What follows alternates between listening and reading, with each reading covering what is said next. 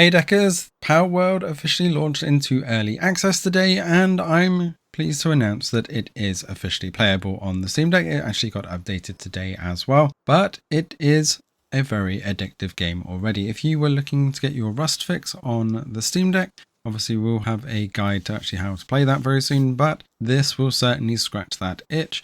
It's like Rust or Valheim and Pokemon had a baby and made a open world survival with all of those type of elements. Now obviously they're not Pokemon, they are pals here, but they have really built upon what you would expect from one of those style games with all the survival elements of Monster Hunter World style and rolled it all into one game. Unfortunately, it isn't running the greatest on the Steam Deck, and you are only going to expect between 30 and 40 frames per second with some dips. As there is no FSR implemented in the game at the moment, there is only DLSS, but the balance settings that I've found, and I've been quite happily playing this for a couple of hours with these settings now, with minor dips under the 30 frames per second for the best graphical fidelity without it looking absolutely horrendous.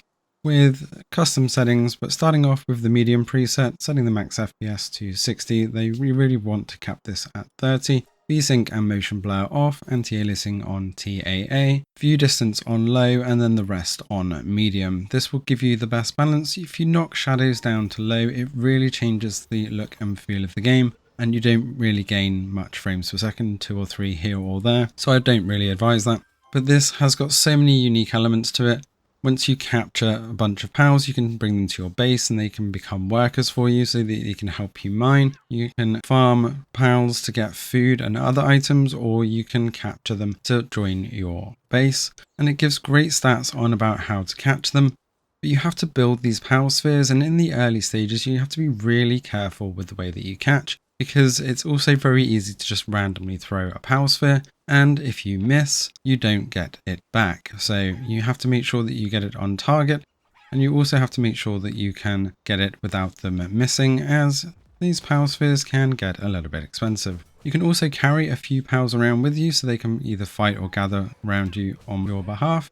And you can even pick them up as shields, and they have some special abilities as well. So you can have a little pal fight while you just sit and watch, or try and get that capture rate right before your pal kills them, because as I said, if you miss, that pal sphere is gone forever. Now, something that was quite interesting about this one is it has all of this in a single player open world. Oh yeah, and you can even get raided by random monsters, so you do need to build up some defenses as well. But this also has online multiplayer for up to 32 players, and you can even create invites as well to join private games, although they haven't got the private games quite working yet, so do expect that coming soon. But there are tons of official servers already, and we might even create our own community server like we have for Rust and 7 Days to Die. So let us know in the comments below if you guys would be interested in a Steam Deck focused or handheld focused Palworld server, and we'll get something set up and running.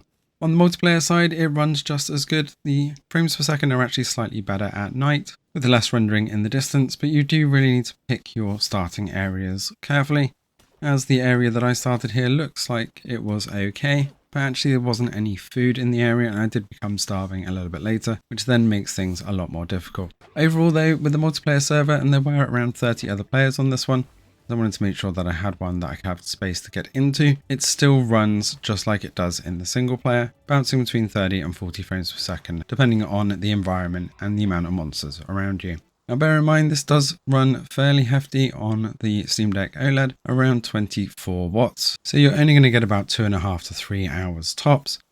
So if you're running this on the LCD, it's going to be pushing 27 to 28 watts, meaning you're going to cap out at 2 hours at the best. So just be warned that this is not going to be a long playing game for now on battery, but if we get that FSR or FSR2 implemented, things can really improve.